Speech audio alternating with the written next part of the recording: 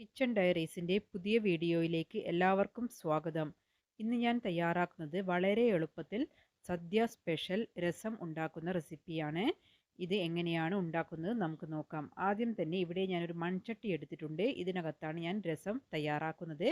ഇതിനകത്തേക്ക് നന്നായി പഴുത്ത 2 തക്കാളി കട്ട് ചെയ്തത് ചേർത്ത് കൊടുത്തിട്ടുണ്ട്. അപ്പോൾ എടുക്കുന്ന സമയത്ത് തക്കാളി നന്നായി പഴുത്തത് തന്നെ നോക്കിയെടുക്കാൻ ശ്രദ്ധിക്കണം. എങ്കിൽ മാത്രമേ നമുക്കിങ്ങനെ കൈ വെച്ച് നന്നായിട്ടൊന്ന് ഞെരടിയെടുക്കാൻ പറ്റുകയുള്ളൂ. അപ്പോൾ തക്കാളി ഞാനിവിടെ നന്നായിട്ട് കൈകൊണ്ട് ഉടച്ചെടുത്തിട്ടുണ്ട്. മിക്സിയുടെ ഒരു ചെറിയ ജാർ എടുത്ത് അതിനകത്തേക്ക് 3 അല്ലി ചെറിയുള്ളി ചേർത്ത് കൊടുക്കുന്നുണ്ട്. പിന്നീട് ഇതിനകത്തേക്ക് 3 അല്ലി വെളുത്തുള്ളിയും ചേർത്ത് കൊടുക്കുന്നുണ്ട്. ഇവിടെ വലിയ വെളുത്തുള്ളി ആയതുകൊണ്ടാണ് ഞാൻ 3 അല്ലി എടുത്തിരിക്കുന്നത്. നിങ്ങൾ എടുക്കുന്നത് ചെറുതാണെങ്കിൽ ഒരു 8 അല്ലി വരെ എടുക്കാവുന്നതാണ്. അതിനുശേഷം ഇതൊന്ന് ക്രഷ് ചെയ്തെടുക്കുക. അരഞ്ഞു പോകാൻ പാടില്ല. ഈ ഒരു വിധത്തിൽ ക്രഷ് ചെയ്തെടുക്കുക മാത്രമേ ഞാൻ ചെയ്തിട്ടുള്ളൂ.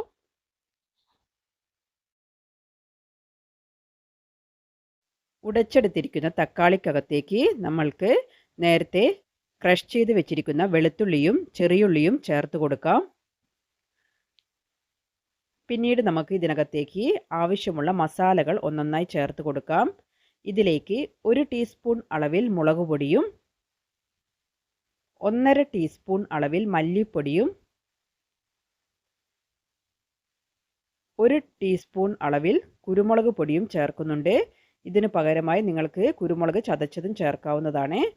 പിന്നീട് ഇതിലേക്ക് 1/2 ടീസ്പൂൺ അളവിൽ മഞ്ഞൾപ്പൊടിയും 1/4 ടീസ്പൂൺ അളവിൽ വറുത്ത് പൊടിച്ച ഉലുവയും 1/2 ടീസ്പൂൺ അളവിൽ കായത്തിൻ്റെ പൊടിയും ചേർത്ത് കൊടുക്കുന്നുണ്ട്. പിന്നീട് ഇതിനകത്തേക്ക് ആവശ്യത്തിനുള്ള ഉപ്പ് ചേർത്ത് കൊടുക്കുക. പിന്നീട് നേരത്തെ തന്നെ ചെറിയ നെല്ലിക്ക വലുപ്പത്തിൽ ഞാൻ വാളൻ പുളി വെള്ളത്തിൽ കുതിർത്ത് വെച്ചിരുന്നു. അത് നന്നായി പിഴിഞ്ഞതിന് ശേഷം അതിൻ്റെ വെള്ളം ഇതിനകത്തേക്ക് ചേർത്ത് കൊടുക്കുന്നുണ്ട്. പിന്നീട് ഇതിലേക്ക് ആവശ്യത്തിനുള്ള വെള്ളം ചേർത്ത് കൊടുക്കുക. ഇവിടെ ഞാൻ 4 കപ്പ് അളവിലാണ് വെള്ളം ചേർത്ത് കൊടുത്തിരിക്കുന്നത്. വെള്ളം ചേർത്തതിന് ശേഷം ഇത് നന്നായിട്ടൊന്ന് മിക്സ് ചെയ്യുക. ഒരു സ്പൂൺ ഉപയോഗിച്ച് ഇത് നന്നായിട്ടൊന്ന് ഇളക്കി യോജിപ്പിച്ച് കൊടുക്കുന്നുണ്ട്. ഈ സമയത്ത് ഇതിലേക്ക് ആവശ്യത്തിന് ഉപ്പും പുളിയും എല്ലാം ഉണ്ടോ എന്ന് ചെക്ക് ചെയ്യുക. പിന്നീട് നമുക്കിത് അടുപ്പിലേക്ക് മാറ്റാവുന്നതാണ്. ഇത് ഞാൻ കവർ ചെയ്ത് അടുപ്പിലേക്ക് മാറ്റുന്നുണ്ട്. ഇത് തിളച്ച് വരുന്ന സമയം വരെ നമുക്ക് ഇത് ഹൈ ഫ്ലെയിമിൽ വെച്ച് കൊടുക്കാം. ഇത് നന്നായി തിള വന്നതിന് ശേഷം നമ്മൾക്ക് തീ മീഡിയം ഫ്ലെയിമിലേക്ക് മാറ്റാവുന്നതാണ്. അപ്പോൾ ഇതിനിടയ്ക്ക് ഞാൻ ഇതിനകത്തേക്ക് ഒരു പച്ചമുളക് ചേർത്ത് കൊടുത്തിരുന്നു. നേരത്തെ ആഡ് ചെയ്യാൻ വിട്ടുപോയതാണ്. അപ്പോൾ തീ മീഡിയം ഫ്ലെയിമിലേക്ക് മാറ്റിയതിന് ശേഷം ഇത് കവർ ചെയ്ത് കൊടുക്കുന്നുണ്ട്. 3-4 മിനിറ്റ് കഴിഞ്ഞതിന് ശേഷം ഞാനിവിടെ ലിഡ് ഓപ്പൺ ചെയ്തിട്ടുണ്ട്. ഇപ്പോൾ നമ്മുടെ തക്കാളിയെല്ലാം ആവശ്യത്തിന് കുക്കായി കിട്ടിയിട്ടുണ്ട്.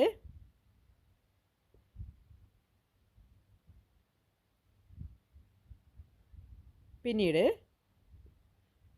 ഇതിലേക്ക് നമുക്ക് കുറച്ച് മല്ലിയില ചേർത്ത് കൊടുക്കാം. മല്ലിയില ഒരു കൈപ്പിടിയിൽ മല്ലിയില ഞാനിവിടെ ചെറുതായി അരിഞ്ഞതാണ് ചേർത്ത് കൊടുക്കുന്നത്. അപ്പോൾ മല്ലിയില ചേർത്തതിന് ശേഷം 1-2 മിനിറ്റ് കൂടെ സമയം കൂടെ ഒന്ന് തിളപ്പിച്ചതിന് ശേഷം ഞാനിവിടെ ഫ്ലെയിം ഓഫ് ചെയ്ത് വെക്കുന്നുണ്ട്. ഇനി നമുക്കിതിലേക്ക് താളിച്ച് ചേർക്കാം.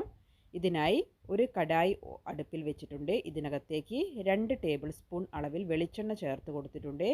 പിന്നീട് ഇതിലേക്ക് 1/2 ടീസ്പൂൺ അളവിൽ കടുക് ചേർത്ത് പൊട്ടിയതിന് ശേഷം പിന്നീട് ഇതിലേക്ക് 3 വറ്റൽമുളക് 2ആയി മുറിച്ചത് ചേർത്ത് കൊടുക്കാം. ഇതിലേക്ക് ആവശ്യത്തിന് കറിവേപ്പില ചേർത്ത് കൊടുക്കുക. പിന്നീട് നമുക്കിത് രസത്തിലേക്ക് താളിച്ച് ചേർക്കാവുന്നതാണ്.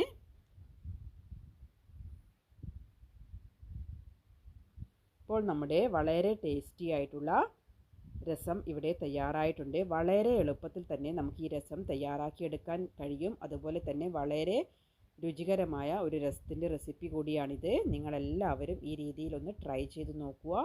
ഇഷ്ടമായാൽ ലൈക്ക് ചെയ്യുക, ഷെയർ ചെയ്യുക, സബ്സ്ക്രൈബ് ചെയ്യുക.